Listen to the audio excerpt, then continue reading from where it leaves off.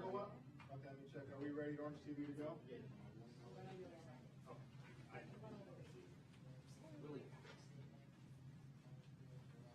Okay, we are good to go. I can count again.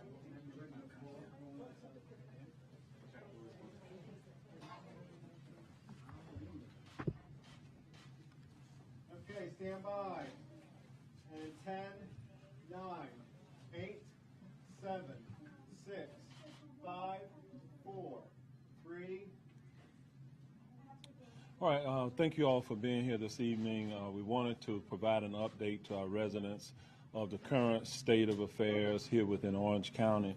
I will tell you within the last several hours we've had the opportunity to go out and do some scouting. There's no question that we are now feeling the effects of this hurricane, and we haven't seen the worst of it yet. What we do know at this time is that we've asked all of our residents to start the process of sheltering in place. You should not be out on the roadways at this time moving about the community.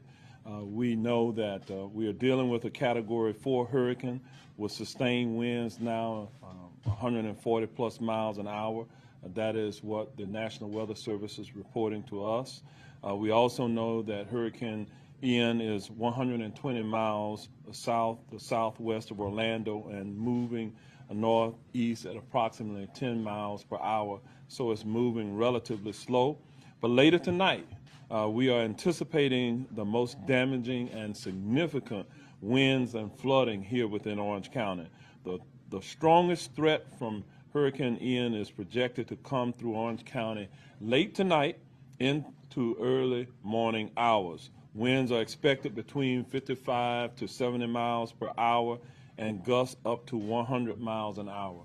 I can tell you not long ago when we were out and about doing some windshield type of analysis here within our community, we could already see some debris that has already blown out of the trees, etc. And we have not come close to seeing the worst of the wind speeds within our county. We are also anticipating up to 2 feet of rain. There's no question we're going to have some flooding here within our area. We just ask that our residents be patient. If you dial 911, we will come. Orange County also remains under a tornado watch until approximately 1 a.m. Tomorrow morning. Just over 1,100 people are in Orange County's 7 general population shelters at this time. I do remind you that we have 3 shelters which have been dedicated for special needs individuals within our community. Also, the shelters that are currently open: Apopka High School, Timber Creek High School, Ocoee High School, Dr. Phillips High School, and Memorial Middle School. As of 5 p.m., 2 more shelters were open. They are Timber Springs Middle School and Southwest Middle School. So far, within our special needs shelters, we have approximately 71 people who are there. We reported to you earlier that we thought that it was important that we go into our low-lying areas and our mobile home parks to remind people who may still be in those parks that it is recommended that they evacuate. I will tell you that our first responders were in those areas, and a few people did take advantage of that. We relocated them to various shelters, but the majority of the individuals had relocated themselves. They had gone to stay with families, or they had gone into the hotels or other places within our community. Yesterday and again today, our fire rescue department went out and visited all 79 of the mobile home parks to urge residents to move to hardened structures. Links provided a bus service to assist with this mission. We have reports of a few power outages throughout the county. The Maitland-Winter Park area has reported sporadic outages, and I believe we have one other area in the city of Orlando around the Lou Gardens area that is reporting some power outages at this time. We have been working with our various utility companies to make certain that we are taking care of the needs of the residents who are without power. I will remind everyone that during periods of widespread and extended power outages, residents are asked to reduce their water usage where possible. When power is restored, it is important to limit large immediate water usage in dishwashers, washing machines, and even within your bathtubs, as well as any large quantities of water which we are flushing down the drains. And this is immediately after a power outage. I only say that to you because we are experiencing some sporadic power outages at this time. The Orlando Utilities Commission asked that we read a statement on their behalf, and I am going to do so at this time.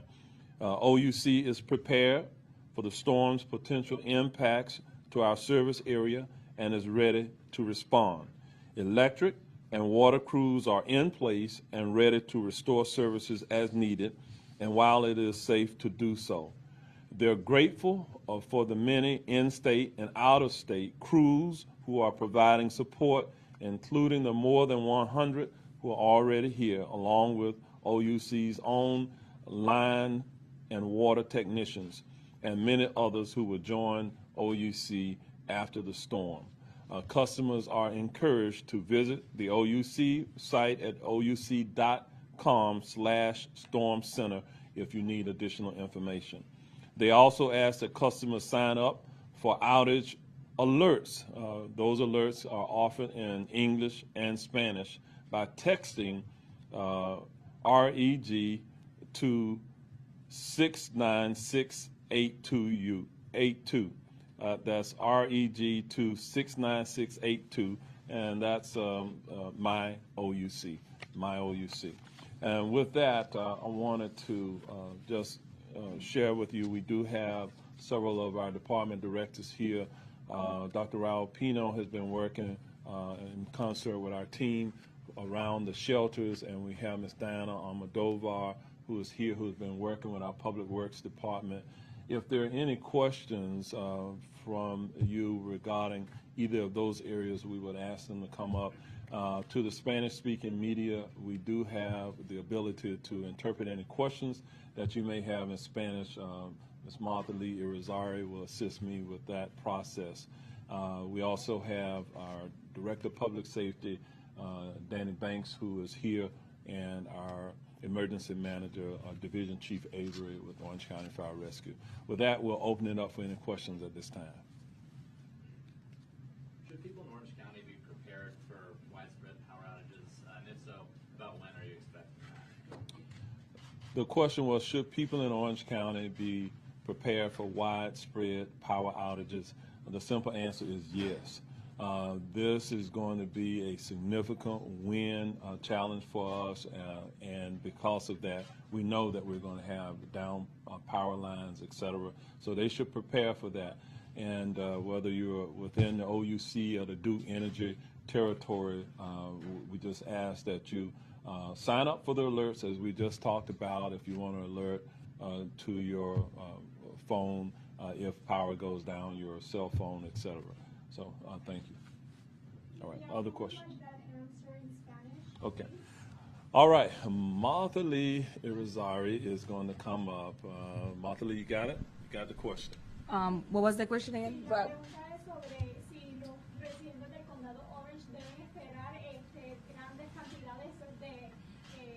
Lluvia? Okay, are Orange County residents expecting a lot of power outages? And the answer was yes. Do you want to say it again? You want me to say it? Yeah. Okay. Yes. Okay. Yes. She wants you to say the whole answer, and I'll translate. All right. So the simple answer is yes. La contestación es que sí, que deben de esperar que hayan apagones de luz en el condado durante la tormenta. We know that we will experience significant power outages because of the magnitude of the storm that we're dealing with. Sabemos que vamos a experienciar bastantes apagones de luz por la magnitud del huracán. If you want to sign up for power outage alerts, you can certainly go to the OUC website at ouc.com/storm center. Si quieren estar al tanto en cuanto a apagones en el área, pueden inscribirse a la página web del OUC, que es ouc.com, con el /Storm Center. ¿Cómo esperan ustedes que sean las próximas horas? ¿Ustedes les piden a la gente que ya no salga a la calle? ¿Desde qué hora? How do you expect the next few hours to go? Are you asking for people not to be out at certain times? We have asked that everyone shelter in place at this time. Estamos pidiendo que a todas las personas que se alojen en donde estén ya para esta hora. Within the next perhaps 12 to 18 hours, we'll see the worst of the storm during that period of time. En las próximas 12 to 18, 12 a 18 horas esperamos ver lo peor de la tormenta. Mayor, do you expect any mandatory evacuations minus the low-lying areas?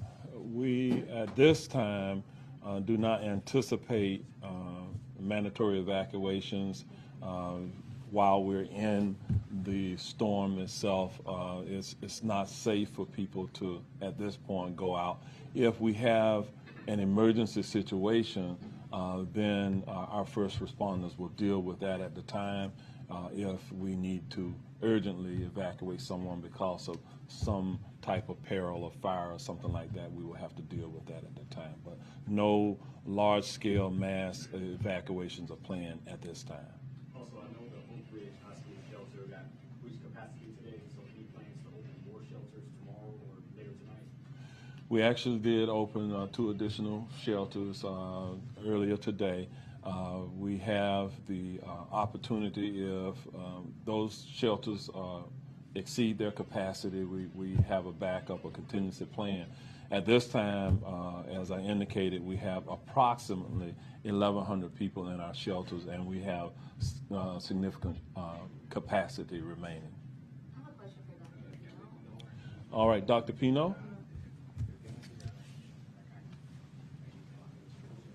Hi, Treasurer with News 6. I have a question regarding floodwaters. For those people who may feel like they want to go out and play in the water, walk in the water, or if the water comes into their home, how can that water be harmful to their health? Well, first, you will know the real depth of the water, and currents do develop in those waters, and so it's dangerous to take that risk. Also, the possibility that the water is contaminated. Switch lines are close by.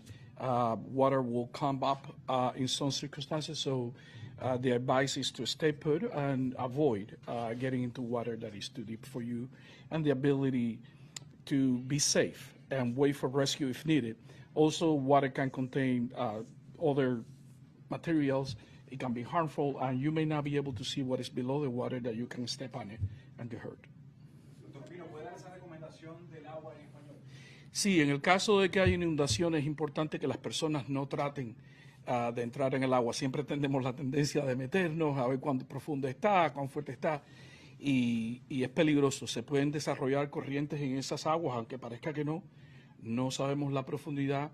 Pueden estar contaminadas con aguas negras, producto que cuando hay estas situaciones las aguas negras también salen a la superficie.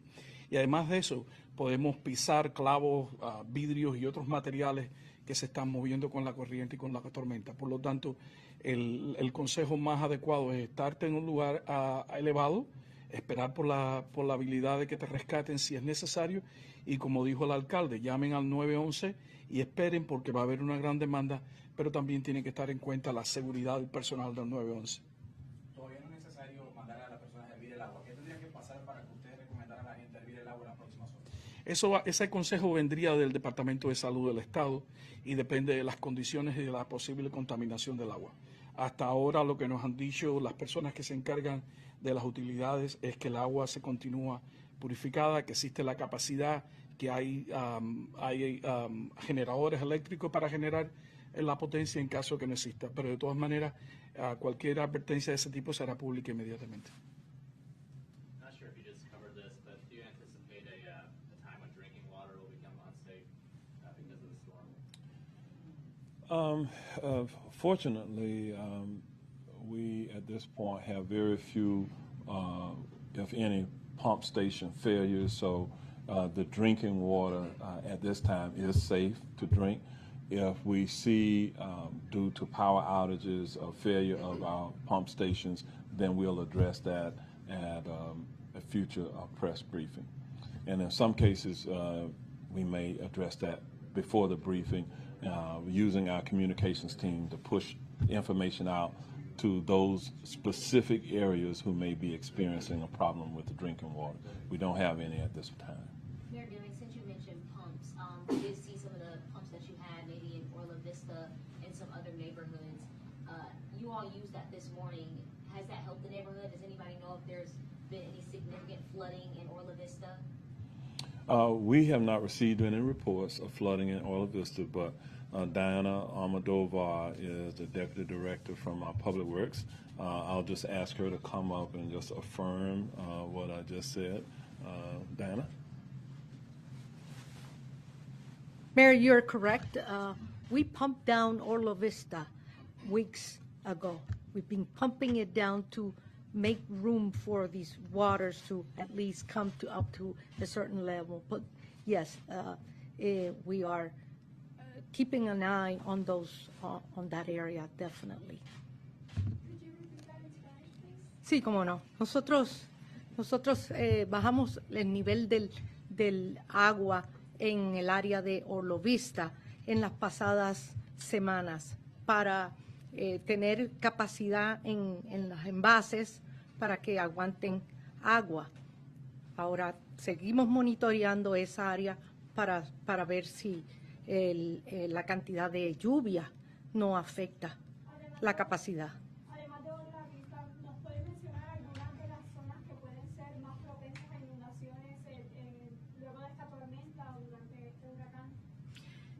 Tenemos un área en la carretera Rings Road que está propensa a la carretera inundarse, pero tenemos unas barricadas ya que pusimos en esa área y hemos hecho otra ruta para los vehículos en estos momentos. So, no hemos permitido tráfico pasar por esa área. Y también han tratado de sacar el agua, la más cantidad de agua posible de esas zonas, ¿no? Esas zonas también están siendo monitoreadas constantemente. And Diana, because I think some of what she asked in Spanish was not asked in English, if you'll translate. Sure. She asked which areas are we concerned about flooding, and I mentioned Reams Road on the west side of Orange County has the road itself has an issue with overflowing waters, so we put a detour. We closed the road and we put a detour so that vehicular traffic do not go through there. And that's how we're handling that area at this time. Any questions? Okay. With that, we are going to be riding out the storm tonight here at the Orange County Emergency Operations Center. I also want to acknowledge that we had a state representative, Daisy Morales, who joined us as well. So thank you again for being here.